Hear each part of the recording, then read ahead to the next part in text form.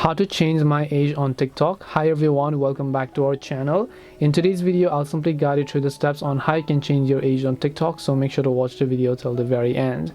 If you want to change the age on TikTok, all you have to do is simply go ahead and first of all launch the TikTok application here.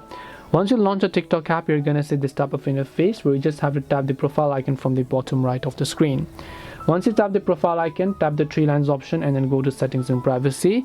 And then as you come to settings and privacy, what you want to do is you want to go to the option called account and then go to the option called account information from the very top of the screen again. Once you go to account information, you're going to come here and then right over here you'll be able to find an option called date of birth.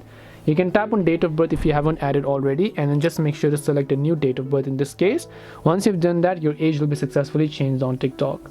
So this way you can go ahead and change your age on TikTok. Hope this video was very helpful, and if it did help you, then make sure to leave a like and subscribe to the channel. If you have got any more questions, then feel free to leave them down below. Thank you very much for watching till the end of this tutorial, and see you soon in the next video.